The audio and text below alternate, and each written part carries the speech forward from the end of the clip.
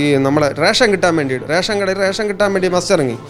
ആ ബസ് ഇറങ്ങിനും അച്ഛൻ നടന്നു പോയാണ് ഇട്ടത്.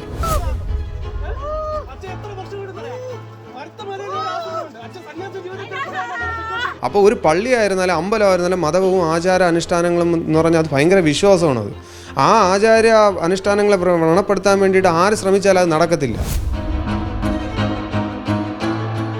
അമ്പലത്തിലുള്ള ഈ ക്ഷേത്രത്തിനെ പൊളിച്ചെടുക്കാൻ വേണ്ടി സമ്മതിക്കത്തില്ല. സമാധി ക്ഷേത്രം പൊളിക്കാൻ സമ്മതിക്കത്തില്ല.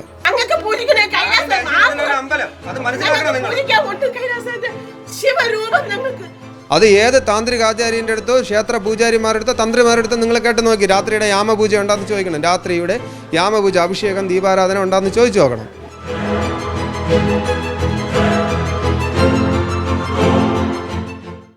ഇക്കഴിഞ്ഞ ദിവസം ഗോപൻ സ്വാമിയുടെ ദുരൂഹ സമാധിയുമായി ബന്ധപ്പെട്ട് നമ്മൾ ഈ നെയ്യാറ്റിൻകരയിലെ ഈ ഒരു ഗോപൻ സ്വാമിയുടെ ചുറ്റുവട്ടത്തുള്ള, അതായത് അയൽപ്പക്കക്കാരുടെ ചില പ്രതികരണങ്ങൾ എടുത്തിരുന്നു. ആരായിരുന്നു ഗോപൻ സ്വാമി, ഗോപൻ സ്വാമിയുടെ ജീവിത രീതി എന്തായിരുന്നു? അപ്പോൾ അവിടെ നിന്ന് നമുക്ക് ലഭിക്കാൻ സാധിച്ചത്, അതായത് ഈ നാട്ടുകാരുടെ പ്രതികരണങ്ങളിൽ നിന്നും അവർ പറഞ്ഞ ഒരു കാര്യം എന്ന് പറയുന്നത്, ഇവിടെ രാത്രി കാലങ്ങളിൽ പൂജ നടക്കുന്നു, ഇതിൽ വലിയ ദുരൂഹതകൾ നിലനിൽക്കുന്നുണ്ട് എന്നെല്ലാം തന്നെ നിരവധി ചോദ്യങ്ങളും ദുരൂഹമായ സാഹചര്യങ്ങളെക്കുറിച്ചെല്ലാം തന്നെ അവർ വിശദീകരിച്ചിരുന്നു. ഇതുമായി ബന്ധപ്പെട്ട് ഇപ്പോൾ ഗോപൻ സ്വാമിയുടെ മകൻ തന്നെ ഇപ്പോൾ നമ്മളോട് പ്രതികരിക്കുകയാണ്. മരണത്തിന് തൊട്ടു മുൻപുള്ള ഈ ദിവസങ്ങളിലും മണിക്കൂറുകളിലും അച്ഛൻ്റെ ആരോഗ്യസ്ഥിതി എങ്ങനെയായിരുന്നു? ഇങ്ങനെ ഈ നമ്മുടെ ക്ഷേത്രത്തിൽ പൂജയ്ക്ക് കയറാൻ നമ്മളെ കിടപ്പിലായിരുന്നു? അല്ല കിടപ്പിലൊന്നുമല്ല. വെച്ചാൽ അത്യാവശ്യത്തിനൊക്കെ എണീറ്റ് തന്നെയാണ് ക്ഷേത്ര ആരാധനയ്ക്കൊക്കെ പോകുന്നത്. ആരാധനയ്ക്കൊക്കെ പോയി പതിവ് പോലെ അച്ഛൻ ഇൻസുലിൻ കാര്യങ്ങളൊക്കെ വയ്ക്കും. എന്ന് ഞാൻ തന്നെയാണ് ഇൻസുലിൻ വെച്ച് കൊടുക്കുന്നത്. അച്ഛന് വെച്ച് കൊടുക്കും. പതിവ് BP ഗുളികളും കാര്യങ്ങളൊക്കെ ഉണ്ട്. BP ഗുളികളും കഴിച്ച് പതിവ് എന്നും പിന്നെ 5 ദിവസമൊക്കെ പിന്നെ അച്ഛൻ ആഹാരത്തൊക്കെ ഇങ്ങനെ കൺട്രോൾ ചെയ്യാൻ തുടങ്ങി. അച്ഛനറിയാം സമാധിയാവുന്ന സ്വർഗ്ഗവാതിൽ ഏകാദശി ആവുന്ന ദിവസമാണ് അന്ന്. സമാധിയാവുന്ന ദിവസം സ്വർഗ്ഗവാതിൽ ഏകാദശിയാണ്. അപ്പോൾ അച്ഛനറിയാം സമാധിയാവുന്നത്. അപ്പോൾ അച്ഛൻ അതുകൊണ്ട് അതിൻ്റെ ഭക്ഷണക്രമങ്ങളൊക്കെ അച്ഛൻ ക്ലിയർ ചെയ്യാൻ തുടങ്ങി. ഇത് നന്നായപ്പം നമ്മളെ അന്നം മാച്ച് കഴിച്ചുകൊണ്ട് പോകണമെന്നുണ്ട്. അപ്പോൾ അച്ഛത്തുപുരം കഞ്ഞി കുടിച്ചിട്ട് ശകലം 2-3 സ്പൂൺ വരും, അത്ര തന്നെ കഞ്ഞി കുടിച്ചിട്ട് അച്ഛൻ സമാധിയാവുന്നു എന്ന് പറഞ്ഞാണ് അച്ഛൻ അവിടെ ചെന്നിരുന്ന് സമാധിയാകുന്നത്. പിന്നെ ഈ അച്ഛൻ ഈ അസുഖബാധിതനായി കിടക്കുന്ന സമയത്ത് ഈ അയൽപക്കത്തുള്ള ആൾക്കാർക്ക് വന്ന് കാണാനുള്ള സാഹചര്യം പോലും ഇവിടെ ഇല്ലായിരുന്നു എന്ന് പറഞ്ഞിരുന്നു. അതിനെന്താണ് സത്യം? അച്ഛൻ പുറത്തോട്ടൊന്നും പോകത്തില്ല. അച്ഛൻ ഇവിടെ വന്ന് അച്ഛൻ ചിലപ്പോൾ ഇവിടെ സിറ്റ് വേണ്ടി വന്നിരിക്കും, ചിലപ്പോൾ അച്ഛന് ഇഷ്ടമുള്ളിടത്തൊക്കെ വന്നിരിക്കും. ചിലപ്പോഴൊക്കെ നമ്മൾ TV ഇട്ട് കൊടുത്താൽ ചിലപ്പം എന്തെങ്കിലും വാർത്തകളോ പിന്നെ പുരാണങ്ങളൊക്കെ കാണും. ഇപ്പോൾ കൈലാസനാഥൻ ഒരു സീരിയലൊക്കെ ഉണ്ടല്ലോ, നമ്മൾ അതിന് അങ്ങനെയൊക്കെ അച്ഛൻ ചിലപ്പോൾ എന്തെങ്കിലും അതും തോന്നണമെങ്കിൽ മാത്രം, അല്ലാത്ത ദിവസം അച്ഛൻ അങ്ങ് ഋഷിപിടുത്തൽ ധ്യാനിക്കാനൊക്കെ അങ്ങ് പോകും. അച്ഛന് അപ്പം ഇങ്ങനെ പിന്നെ ഈ ഒരു വിഷയം, അതായത് പിന്നെ ചോദിച്ചെന്താന്ന് കേട്ടില്ല, ശ്രദ്ധിച്ചില്ല. ഈ അയൽപ്പക്കത്തുള്ള ആൾക്കാർ അച്ഛനെ സന്ദർശിക്കാൻ അതെ അങ്ങനത്തെ ഒന്നുമില്ല, അങ്ങനത്തെ പ്രശ്നങ്ങളൊന്നുമില്ല.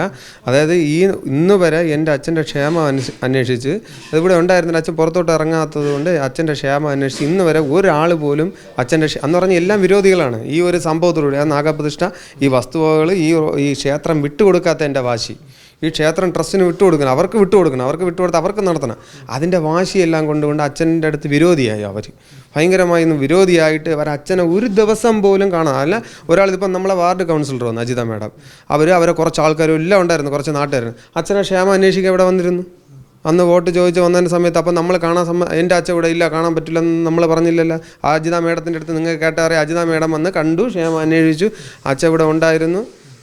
അച്ഛൻ അന്നെന്തോ ഭക്ഷണം എന്താ കഴിച്ചുകൊണ്ടിരുന്ന സമയം ഇതെല്ലാം ഉണ്ടായിരുന്നു. അപ്പോൾ കാണാൻ സമ്മതിക്കും.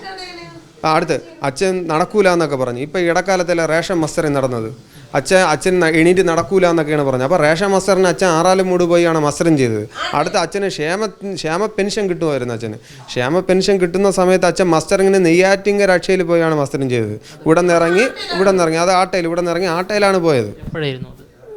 എനിക്ക് അത്ര ഓർമ്മയില്ല. ഈ ഇടയ്ക്ക് ക്ഷേമ മസ്റ്ററിങ് വന്നല്ലോ. ക്ഷേമ പെൻഷൻ്റെ മസ്റ്ററിങ്. അപ്പോൾ ഈ ഇടയ്ക്കാണ് അതുപോലെ പിന്നെ ഈ നമ്മളെ റേഷൻ കിട്ടാൻ വേണ്ടി റേഷൻ കടയിൽ റേഷൻ കിട്ടാൻ വേണ്ടി മസ്റ്ററിങ്. ആ മസ്റ്ററിങ്ങിനും അച്ഛൻ നടന്നു പോയാണ് ഇട്ടത്. അപ്പം നടക്കൂല എന്ന് പറയണത് അച്ഛനെ കാണാൻ പറ്റില്ല. അങ്ങനെ അതൊക്കെ തെറ്റായ കാര്യമുണ്ട്. ഇവർക്ക് എന്തൊരു വേണോ പറയാമല്ല, അവർക്ക് എന്തൊരു വേണം, അവർ ജയിക്കാൻ വേണ്ടിയിട്ട് ആവശ്യമില്ലാത്ത നുണപ്രചരണങ്ങൾ അവർക്ക് നടത്താം. അപ്പോൾ ഇതിനൊക്കെ അച്ഛൻ പോയിട്ടുണ്ട്. അപ്പം പോയിട്ടില്ല. അപ്പം ആരോഗ്യ പ്രശ്നം ഉണ്ടായിരുന്നാലും ഒരാൾ ഇപ്പം എനിക്ക് എന്തെങ്കിലും ഒരു ചെറിയ എനിക്ക് നടക്കാൻ പറ്റുമല്ലോ. ഇപ്പം വിഴുന്ന് കിടപ്പാണെങ്കിലല്ലേ ഉള്ളൂ. വിഴുന്ന് കിടപ്പ് അങ്ങനെയൊന്നുമില്ലായിരുന്നു.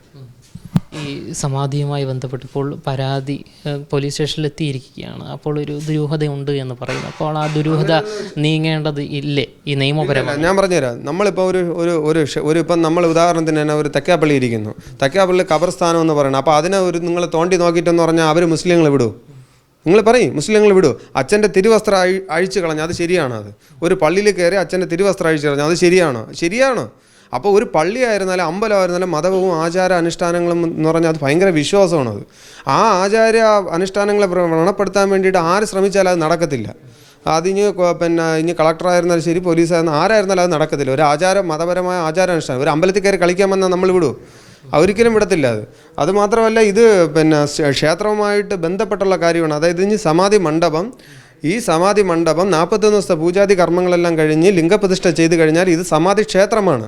ഈ ക്ഷേത്രത്തിൽ കയറി കളിക്കാൻ ആരെ അനുവദിക്കത്തില്ല. അത് മരണം വരെ നമ്മൾ പോരാടും. രാഷ്ട്രീയ മുതലെടുപ്പെന്ന് പറഞ്ഞാൽ എല്ലാ കാര്യത്തിലും രാഷ്ട്രീയ മുതലെടുപ്പുണ്ട്. രാഷ്ട്രീയപരമായിട്ട് എല്ലാവരും മുതലെടുക്കുന്നുണ്ട്, ഇല്ല അത് ഈ ഒരു കാര്യത്തിലും മുതലെടുക്കുന്നുണ്ടായിരിക്കാം. പിന്നല്ലാതെ മുതലെടുക്കുന്നുണ്ടായിരിക്കാം. അത് അവരെ ജോലി.